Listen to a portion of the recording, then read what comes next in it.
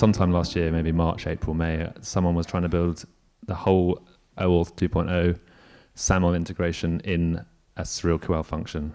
And now there's a OpenAI, GPT, vector embedding, indexing, search algorithm being built inside SQL functions. So it never ceases to amaze me what attempts to be built and what people do manage to build inside SerilQL.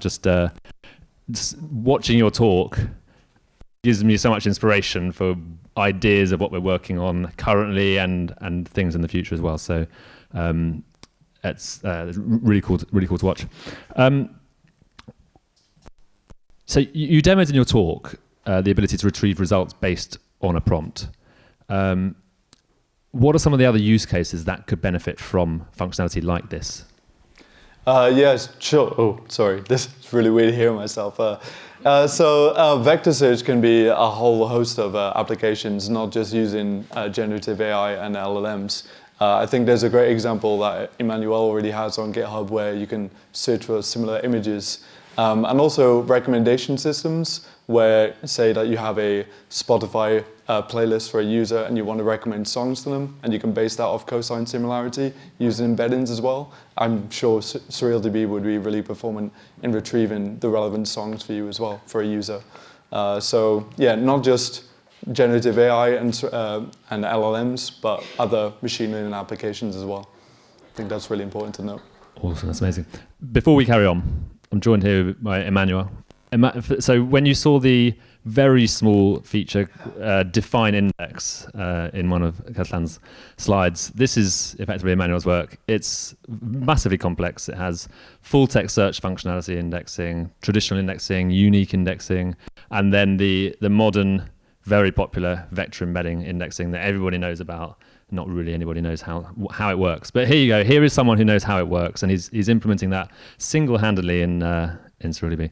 I'm also joined here by Maxwell. Maxwell is, again, single-handedly building out our machine learning functionality inside the database, which is different to what you were covering in the talk today, but a really interesting area that I hope we talk about and cover today.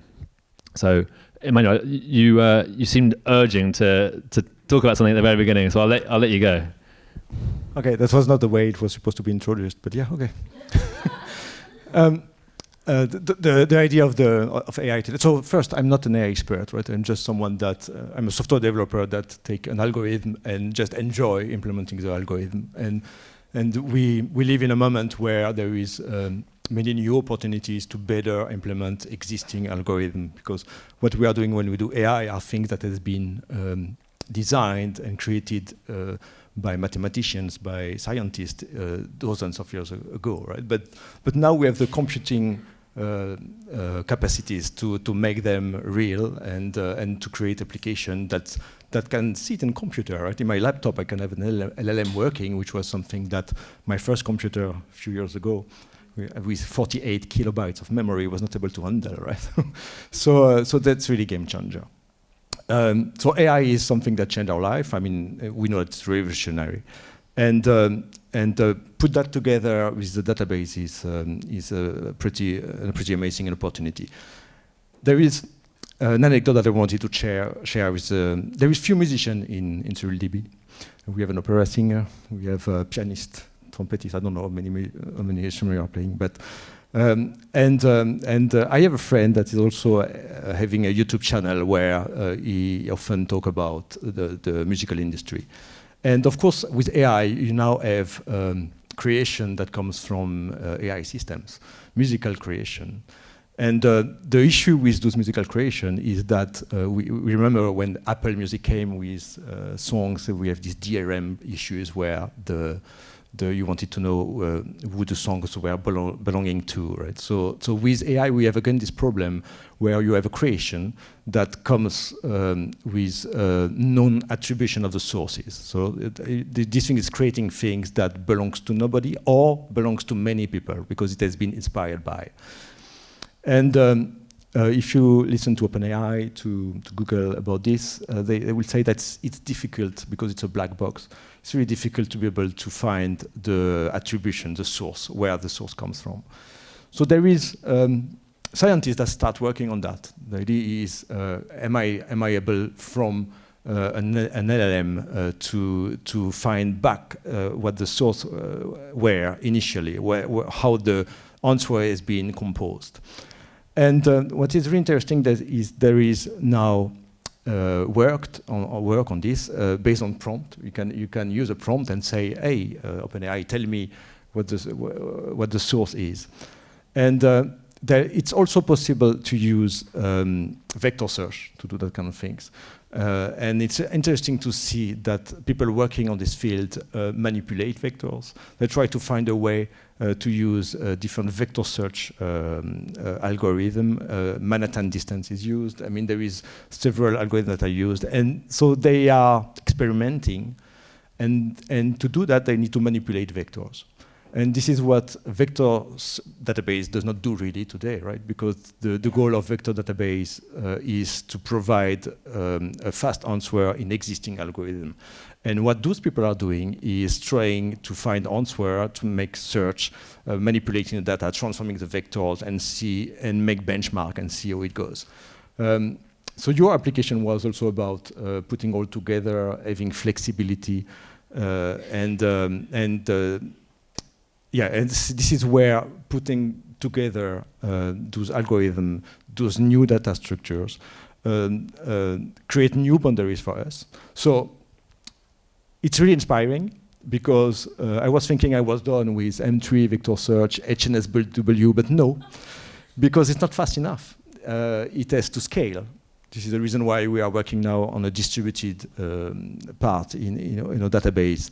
But there is GPU, there is SIMD, so there is opportunities for our code to now go faster. And this is what database is made for ages. The indexing is about improving the performances of queries. So now, if you ask GPU and PostgreSQL and GPU and MySQL, you will not find a lot of things. There is nothing related directly to this field. So it's another place where we have something to show. So we start working now in how REST, so for the one that knows CyrilDB well, you know that we come from the REST ecosystem. So we have discovered that GPU was not too much represented in REST. So we want to investigate this. We want REST to be also something that counts in the GPU world. So we have just today we have talk about that and see how we can integrate this. SIMD is part of also the things. SIMD is just an optimization that is available on some CPU, and it speed up the distance, and because you could put all those vectors in the same place, and the mathematical computation is faster when you use SIMD. So yeah, so there is a lot to do. So I was thinking we were going to have a nice journey, comfortable, work is done. No, we still have a lot to do. And this kind of application put the boundary and inspire us in how can we provide a better tool for you to be able to achieve these brilliant applications. I think it's apparent that every day, every week that we talk about this, and every meetup that you go to, there's a new way of doing things, a new technology. It's moving very fast. It doesn't mean it's moving very well and necessarily always in the right direction, but it is moving very fast. Thank you for changing our roadmap again. You're welcome. You mentioned security of data, and that's everything really built out there at the moment. You see the acquisition of Twitter and big deals being made with Reddit and all these, and Wikipedia and things like that. It's all about massive ingestion of unstructured, uncleansed data, and I guess that comes back to the data that you get out is only as good as the data you put in. What are some of the problems that that's going to lead to in the future as we ingest more and more data in an unstructured way? So how is that going to affect us as we go forward? What are some of the problems we're going to experience? Well, quickly, so a vector search is we put these embeddings in the database, right? And this in your case, the embeddings represent a page on Wikipedia, right? So you can imagine having different source of data, and Wikipedia is public, but you may have source of data that are private, and you want to share maybe this information with different users, but only the one that have the right to access it. So if you build a multi-tenant platform where you can develop your primitives, your queries, and then filter the search depending of the right that the user have, which is filtering the query. It means having a query that make the nearest neighbor search with a filter on which right the user have. Then you make the developer a simplest life. So in SerialDB, we have this logic of like, the other database does that, but in SerialDB, you have this mechanism where a record, you have permission attached to a record. So a record is an embedding, and then you have the solution that lets you filter the request depending of user's right. And yeah, so that's an example. This is where putting together vector search, full text search, these different models in the same database makes sense because it makes developers' life really easier. Yeah, I agree. I think the other issue out there is that the more you use large language models and the more content that is generated and put on the internet, then the future training corpus of those large language models are just learning from themselves in a way. So you see in some iterations of GPT models that some people complain on Twitter that are actually getting worse at code generation because more people are using ChatGPT to generate code, put it on GitHub, and they use that code to then train their models. It's just getting worse because their code generation isn't fantastic, and I don't think they fully replaced the developer yet. But yeah, it's just getting into that cyclic method of like, you're just training on the same data you're producing almost. I don't know, that's not a SerialDB problem to solve, but it's something that the community should just be aware of in general, I think, and just put something in your database that can help try to alleviate that, or guardrails on your LLM in general when given responses. Sorry, I've got a sore throat, but I'm not sick. It's just hangover of not hangover of alcohol. Sorry, hangover of a cold last week. So I have the same point as you, where they feed off what they've already put out. So I'll kind of build on that in terms of a societal level where, and I think I said this in the last panel as well, I think the inequality is going to get massive in this sense, where it's kind of like the internet. So Google, you had access to the world's information, and I think a lot of computer scientists naively thought, well, we've solved ignorance. And what really happened was very motivated people who were very smart and driven and tried to self-improve and self-reflect, they taught themselves all sorts of things. But we also saw a resurgence of anti-vaxxing, and the flat earth theory has kind of grown. And I think what happens with LLMs, as you said, is that I'm already experiencing this when I type into a large language model. The quality is definitely degrading, and we'll have people that are smart like you that will say, okay, I'm going to start walling this garden, and I'm going to be very curated, and I'm going to be very careful in what I feed in. But then sadly, there's going to be a lot of people who don't, and they're going to go slowly onto the other side. If not all of them, but sadly there will be a growing number, I think, who will be led further and further astray, and this could also be weaponized as well.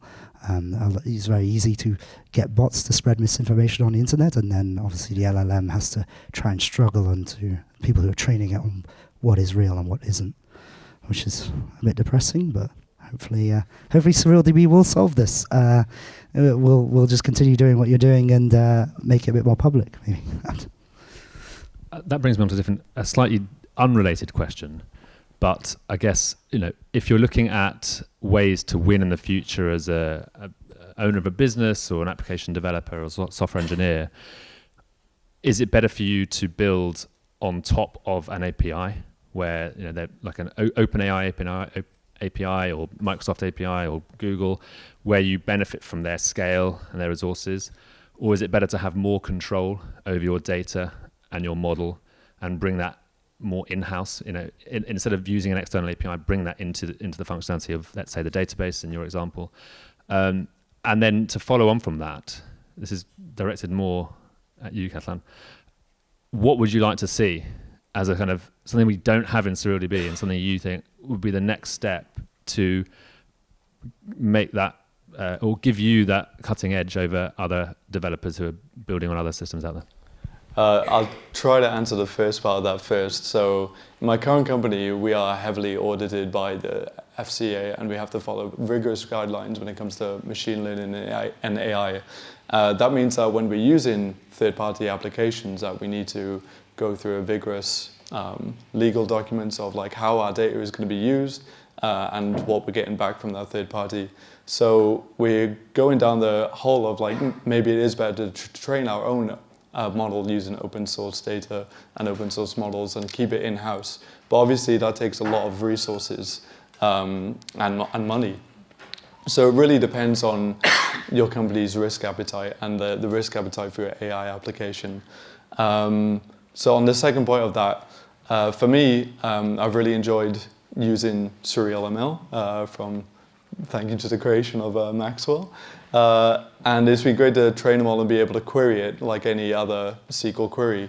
A lot of my role is about deployment, but also monitoring of that machine learning model. So there's a lot of governance around that and who can access that model, what kind of domain-specific users can access this, and also monitoring of when that model needs to be retrained again. So I think the more governance that SurrealDB can have over their ML models in general, to have that fine-grained access if you really need it, then the more users you would get like globally, I would say. Awesome. And then if you want to add to the first question at all. I would add on the regulation side, because I did work in machine learning in the mechanical engineering, and that's quite heavily regulated. And we did a lot of like modeling, and we had to, we had to calculate like the drift, and we had to monitor things very heavily.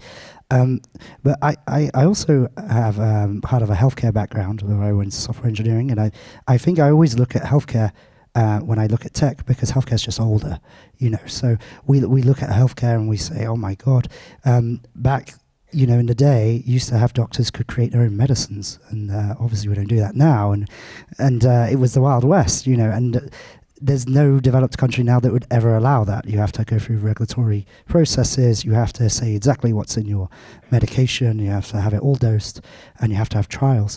And I think that's only a matter of time. I'm going to give myself a get-out clause and say, may not be in our lifetime, so don't hold me to anything. But I wouldn't be surprised if in the future we regulate AI like medicines. And a really classic example of this is there's a psychology kind of like quirk where we react more aggressively to things that stress us out and depress us. Some people say this is evolutionary psychology. I don't claim to really know the reason behind it, but an AI model doesn't really understand it. So when you look at social media, it will just say, oh, you react more aggressively you react quicker, you actually interact with this post. So we have these AI models that are kind of tuned to stress you out on social media. And obviously, when we look at like suicides and so on, and since so many social media apps were presented, they've shot through the roof. And it will only be a matter of time. Like if you produce a drug that increased suicides, then you would be heavily regulated, and there's this framework. And it's not to have a go at the legislators or anything like this. This stuff takes time. They've got to work out what's going on. You can't just rush laws through Parliament. We don't live in a dictatorship. But I'll add on what you said. Yeah, I actually do think we will look back in time and say, oh my gosh, we just used to run AI models and people used to directly interact with them. That's crazy. It's like doctors smoking in hospitals or something like that, right? It was a thing, Yeah, I just want to say that sometimes we are confused between what it takes to build a model and what it takes to use this model, and what Maxwell achieved in SurrealDB was this idea of if you have a trained model, you can embed it, and then you can use it in your record. So having a ChatGPT model or an equivalent of something that has close capacities is about gigabyte of memories. Right? It's not a big deal. So of course, it requires a cluster of thousands of server and GPU if you want to train the model. If you want to build and train ChatGPT, you will have to invest millions. But if you want just to embed it in your application and then add, so you can make scoring. I mean, I think about finance operation where you can decide to make scoring in the moment you put a record inside the database, you can then use one of the model and get an additional information. So it's absolutely possible to make a really amazing application, but embedded on your server and deployed on your usual infrastructure on Amazon, Azure. And I think this is not investigated enough because there is many opportunities there to build really crazy application that then does not depend anymore on external API. The cost is controlled because it's running on your servers. It's just about having files on your servers. So yeah, there is many opportunities there, definitely. Before we go on, do we have any questions from the audience at all on anything we've talked about today at all? Nothing at all. All right. So at the beginning of your talk, you had a slide which had, what you work on a day-to-day basis, and it had lots of boxes and arrows, and I think if any of you have been to other ML talks, or ML ops or DevOps talks, which I presume you all have, everyone has seen the slide that has 45 different services and 45 different containers and everything else, just to make one question answer in an intelligent way. Is this functionality something that sits or should sit separately from the database?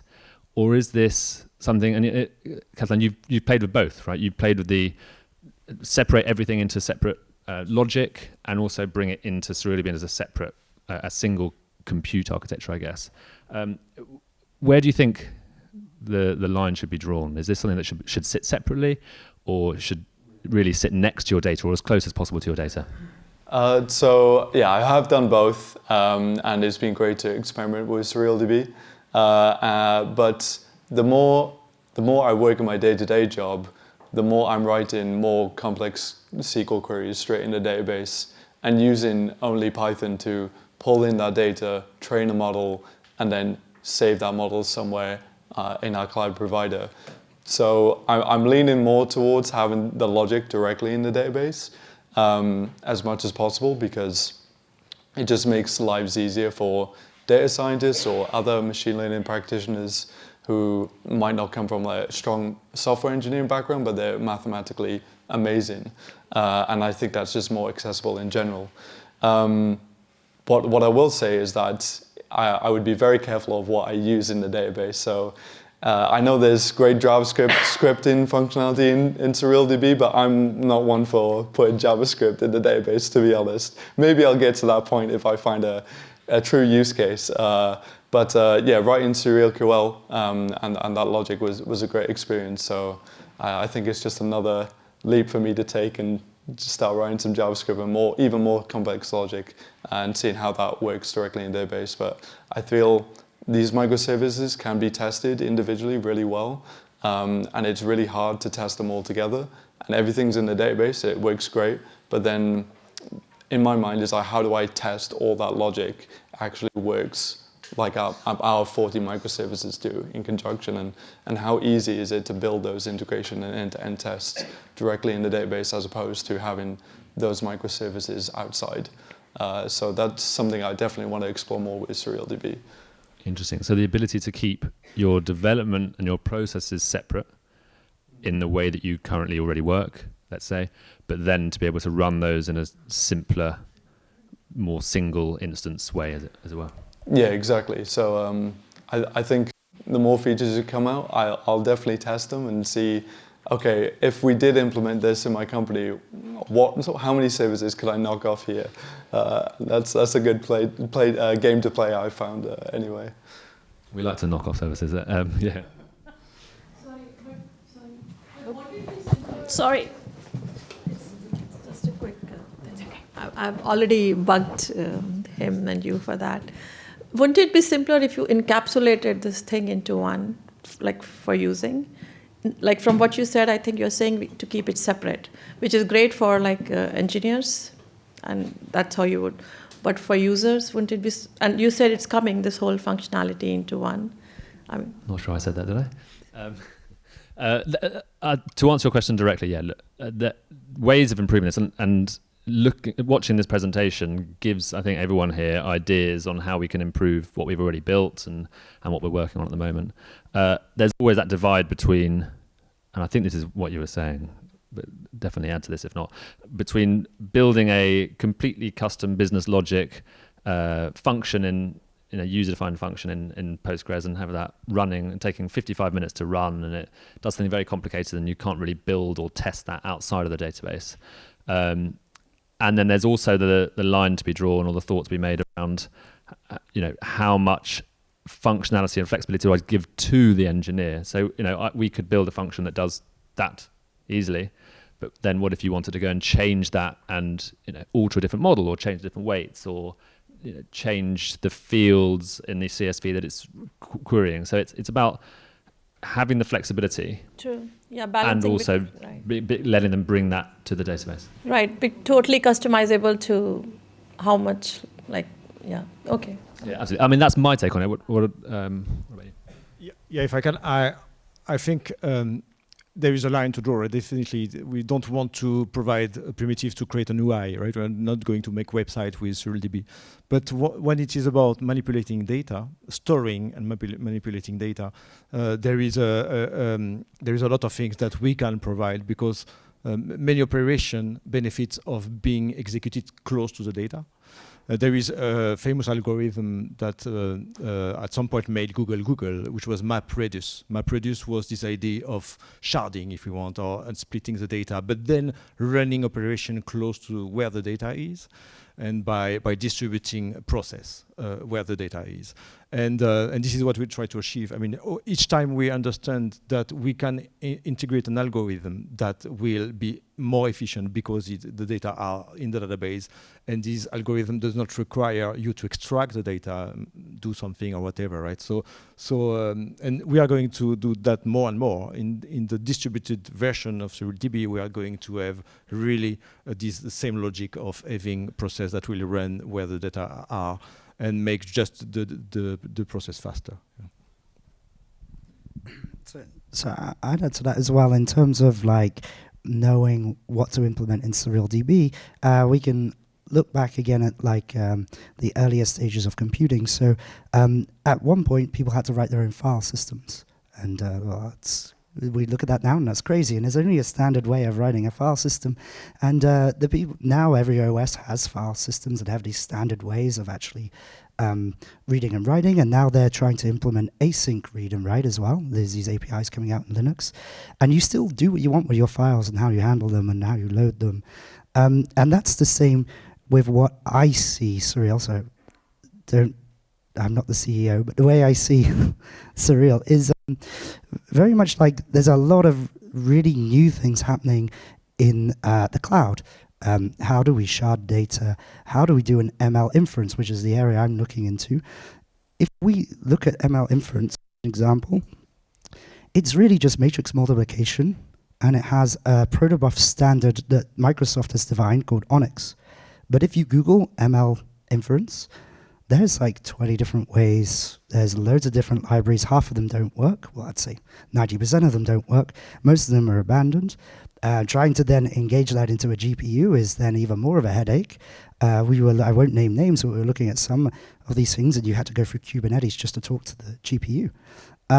So we look at ML, and ML, there's a lot of different ways in which someone would use ML, but we really want to standardize your inference. How you call the ML and how you store the ML model, and how you interface with your GPU, and how you stack and queue those and batch process them. I find them quite exciting, but I understand that the average developer doesn't, just like the average developer doesn't really care about how their file is stored. So I think platforms like SerialDB, is it a database, is it a platform? That's the debate that some people have, is standardizing those things, so you don't really have to bang your head against 20 different libraries, essentially. Awesome. Did that answer your question? Awesome. Excellent. Any other questions from anyone else? All good.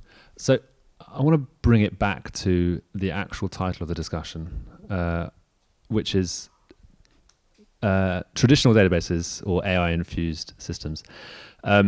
You see databases like Elasticsearch and Quadrant and all of these specialist databases that are excellent at doing a very specific task and do that very well.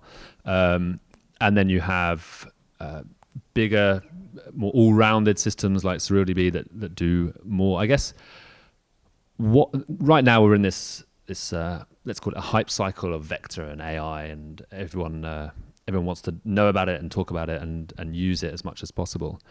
But what, in your opinion, does the database stack look like in, I think 10 years might be a bit too much, 5 years' time?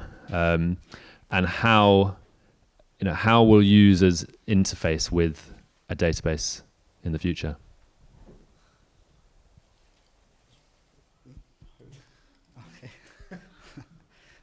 I'll guess. I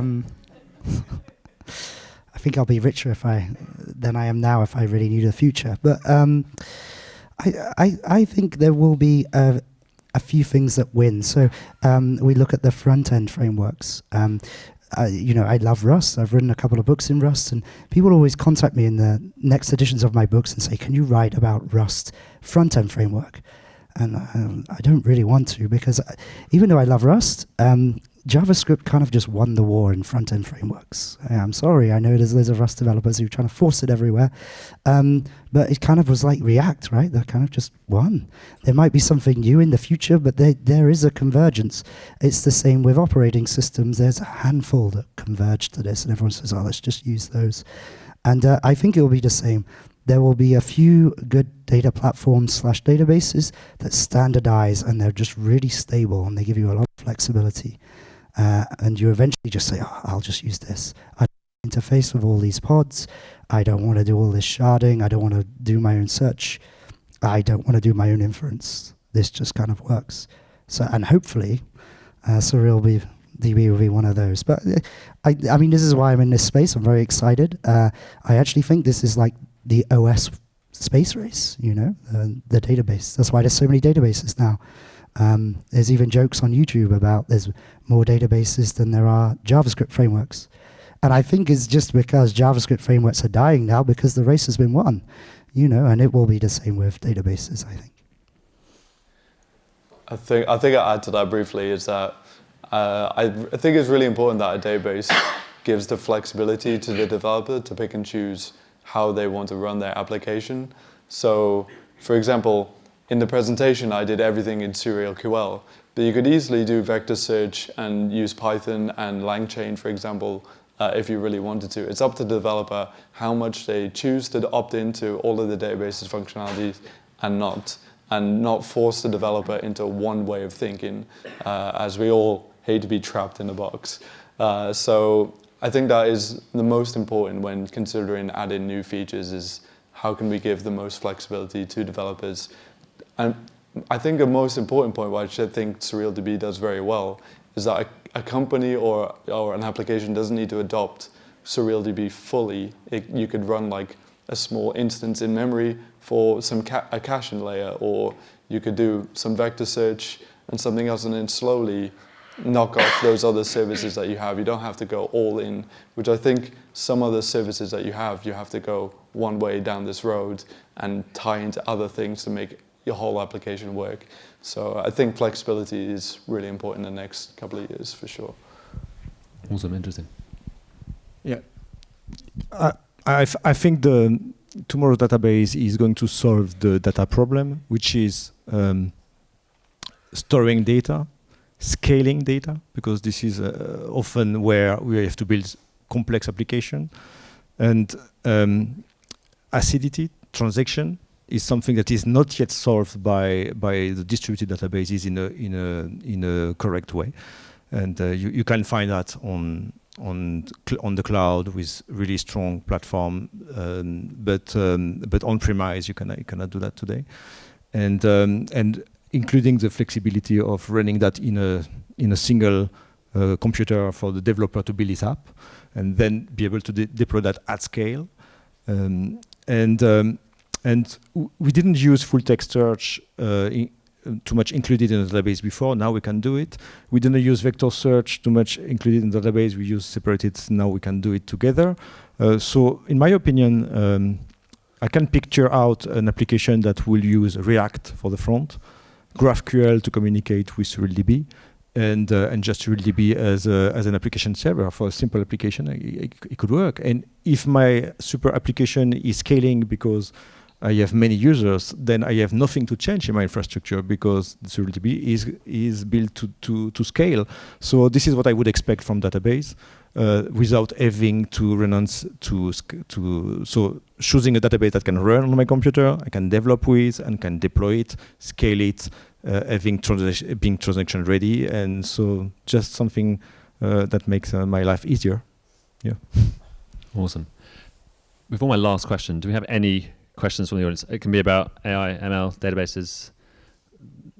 Yeah. Could you tell a bit more how you are planning to support that GPU? Because for me, having the model inside the database is a bit controversial. I fully agree. Data needs to be close to where the computation is, map reduced and so on. But it's simply exposing like HBM and so on. The data needs to be on the GPU, and I think haven't seen it that. But what's your vision for that GPU part? Yeah, I'll pass this off to Maxwell. We're having a discussion about this today, actually. I think it depends on, there's always that separation between the GPU and the database, even if you're on the same machine. The data that you push into the model, and if you're using a GPU, the data that you push into the GPU is no different to whether you're running that from a database or from a Python script or from a Rust script or anything like that. For us, it's about just simplifying how you run that model, how you infer a result from that model, but it doesn't change how it's actually run underneath the hood. It's kind of that's handled invisibly to the user. But I'll let Maxwell talk about that. Yeah, so it's a bit like the OS analogy, like the operating system. It has all these components and it abstracts that away. And going back to the file system, because we already established that, when you make a call to a file system, it does loads of permission checks, and it does see if there's any other pointers to that. And you shouldn't have to worry about that, right? It's a very repetitive, boring problem that was solved. And that's the same with this. When you do, when you send something to be inferenced, it just should go straight to the GPU. We could also have queuing as well and do batch processing based on how many requests have you had that second. And again, that just like the file pointer and the permissions, and you shouldn't have to worry about that. You also shouldn't have to worry about this. This is a very repetitive problem that has some very obvious optimizations. So we are looking in terms of the practicalities.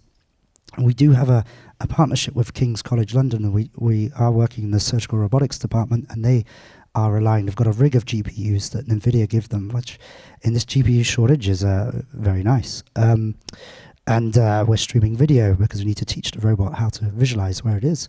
And right now, we're very grateful for that lab because we have a very quick feedback loop because we're working directly with them and we see actually what is persistent. So, or what is the best solution? I can't say for now what is going to be the best solution because that's why we're trialing it. And it's not even something we're trying to keep secret. It's just literally we're trying to find the best solution. But it will be some sort of mechanism of, identifying what kind of you have available, what kind of GPU you have available, queuing, batch processing, that sort of thing. Essentially notifying as well when the computation is finished, and this is standardized in, let's say, HTTP. But now when we do async, there is an electrical impulse that alerts the OS that the request is back. And it has these polling systems, so you don't have to block CPU for busy polling. And again, like a standard web developer shouldn't have to worry about this sort of thing. It's terribly slow development. So it's that sort of thing. I'm rambling a bit because I'm using a lot of analogies from the operating system because we haven't concreted it. But if you are interested, all our Surreal ML code is open source and it's on its own repo. and we are now moving into the GPU side. Right now, it's just CPU. So. I think importantly, just to add to that as well, you don't have, as a developer who's using SerenDB, you don't have to think about how that's run. You just query it in the query language. Behind the scenes, that can be run in a synchronous way, in an asynchronous way. It can be pushed onto, if you want to scale it out, or if you're, how we would be doing it in our cloud, we'll be pushing that into a distributed queue where there'll be lots of GPU devices, and we'll be receiving those signals back. But that again depends on the environment you want to run it on. If you are running SerenDB in an embedded mode on a device, maybe it's an iOS device, maybe it's a embedded device, and you want to have a model embedded in the database on the device, maybe or maybe not connected to a GPU, that's a very different situation or scenario than having that run in the cloud, where you have to have that asynchronous queue-like system to manage and monitor the ML as it's being inferred on. So very different ways. The idea is to make that simpler to the user, not to force the database to have to be the thing that runs the inference, if that makes sense. And it's a little bit early to share our plan about GPU and this kind of things, but the idea is that, the same way SSD disk changed the deal for databases, and we had to implement new algorithms, the SS table as what leveraged the SSD disk. Once we have GPU, there is an opportunity to make a better work somewhere in a database, and also because we embed some functionality like ML. We want to be sure that when you deploy a SerenDB node that is going to make inference, you want to be sure that this deployment is take benefit of the GPU if you have some. So it's about how we deploy the SerenDB, and to be sure that we deploy well in an environment where the GPU are present. And also, SerenDB can work on in memory, right? We have you can see SerenDB as like Redis. You can use SerenDB on your browser, and then the database is in memory. But you can also use on the normal server SerenDB with a database that resides in memory. So we always try to find a way to leverage the hardware, and GPU is one of the possibilities. So it's too early to say what we are going to do tomorrow, but we have plans definitely to be sure that we take the best of the hardware that you provide to us. Yeah, exactly. That's what you want, because the user knows the hardware and he knows which is the best place to put that data close and so on. And yeah, each manufacturer is like that, does in different way. Exactly. So we will be happy to hear from you, because you are the users. You know how you want to deploy those things, and we want to be sure that it's possible to deploy and to benefit of this hardware with SerenDB. Yeah. Awesome. Any other questions? Just ask, sorry, very basic one. The title of this discussion, if you could quickly, how would you differentiate between, key difference between traditional databases and AI-infused one, or SerialDB versus the traditional databases? Is there a non-AI infused database nowadays? Probably not. I'll give it a go first. I think for SerialDB, we're trying to simplify how you work with your data, no matter what that data looks like. So instead of, if you look at certain databases out there, they work in a relational way, and they force you to, you can put many different types of data in there, and you end up having very complicated joins to get that data out. And for SerenDB, we want to simplify that process. Data, whether it's data in a single table, or whether it's highly related, connected data across multiple tables in a graph-like way, or whether it's also time series-based storage and retrieval. We want that to be simple, and we want that you not to have to think about how you store your data up front and then how you query that data later. But I think the other thing is it's about adding the functionality around that data that is a software engineer's daily task. It's working with not the indexing functionality, but then working with that to build your application. So it's working with machine learning inference functions alongside that data, or it's working with permissions alongside that data. If you look at the traditional data stack, you'll have a database layer, you'll have an API layer, you'll probably have 4 or 5 different databases for different problems. The API layer, the business logic layer, there are lots of different layers that you have to build and maintain, and then you have to ensure that the data is synced up and correct between all these different layers. That's what the problem we're trying to solve in SerilDB. I think it's hard to say, is there a database out there at the moment that isn't doing something with vector indexing? Probably not. Everyone realizes that they need to support that. But in my opinion, vector indexing is just another form of index. It's another way of retrieving your data. It's the functionality around that makes working with that vector index, and then working with whether that's traditional applications or ML applications or AI applications. That's the bit that SerilDB is trying to fit in and build. And that's what you mean by AI infused, the ease of use or APIs around it. You can take it different ways, I guess. There are database companies out there who are building self-learning indexing databases. So databases where instead of having to, as a developer, you have to optimize your query, the database is learning how you query your database, and it's trying to improve the performance of the database over time.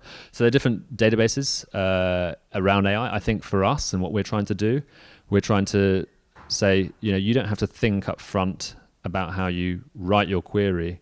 The query is as optimized as possible because of the way the data is stored. I don't know if anyone's got anything to add to that. I would just say about the difference, because you asked about the difference between us and other databases, and I think one is there's a lot of companies out there who quickly rushed to LLMs and stuff, hard coded them, and then put them in with the weights that they pulled from Hugging Face, and what I think we've done very well and what makes me very happy is we've tried to actually embed it properly. Like, I don't want to name any names of other databases, but honestly, there are some that are just using Python packages and then putting it straight in front of a Postgres and stuff and claiming it's AI. Technically it is, but if you can code in Python, you can do that yourself, right? Whereas we're actually directly using Rust and doing direct inference and then talking to our hardware. So I think that's what separates us, actually. That's a big thing. It means that we don't produce a lot of features very quickly, but when we get there, it's a lot more solid. And I can just give an example. We did that for the full text search as well. I mean, some data platform has been created on top of search capabilities. And when then you want to use them for something else that they pretend to do, they don't do that really well integrated, right? It's difficult to have AI mixed with full text search in some platform because they are different. You cannot mix a query together. It's really difficult. So when we do those things, we try to integrate them in a logical way. I mean, we are a multimodal database. So when we do AI, it's another model. And before saying we are going to integrate AI, we were thinking, does it make sense? And some things make sense. Implementing LLM does not make sense, but implementing vector search does, because vector search is just another kind of indexes. So each time it makes sense, we do it. And the example you showed was about, we showed this operator. So vector search in SerilDB is just another operator. You have equal, you have or, and you have the nearest neighbor operator. When we implemented full text search, we added another operator called matches. And you can put all those operators among any other operators. So we can put full text search together with nearest neighbors, and also put other clauses in your where clause SQL. So it's fully integrated. And when you update something, so full text search is another example where when you update a record, it's immediately accessible on the search. You don't have to wait for something external that wait to be synchronized. So we try to just provide a normal best experience. And if a model does not fit, we will not implement it. But in the case of AI, there is a part that makes sense to be implemented in a database. Awesome. I'd just like to leave one final question for Ketlan.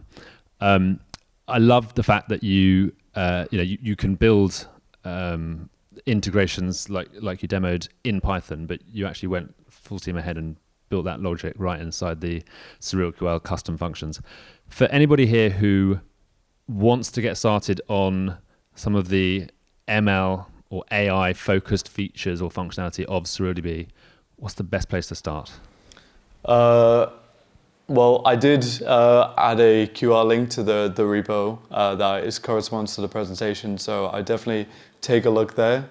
And there are a bunch of YouTube and articles about how you could do this with other databases out there and other tooling, and it's just about translating that yourself and how you do it in a SurrealDB way.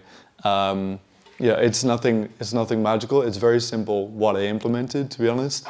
It's just there are multiple abstractions by other services that make it easier for developers. So I think that's what's the main difference that may sway some people to use SurrealDB or other vector databases. Developers right now have to do a little bit more work to get this great functionality, but I think it will come in time, and I hope overall tonight has sparked a good community conversation on what other features they would like to see related to vector search, SurrealML. But yeah, check out the GitHub repo, and I'm sure we can embed it somewhere in the Surreal docs at some point.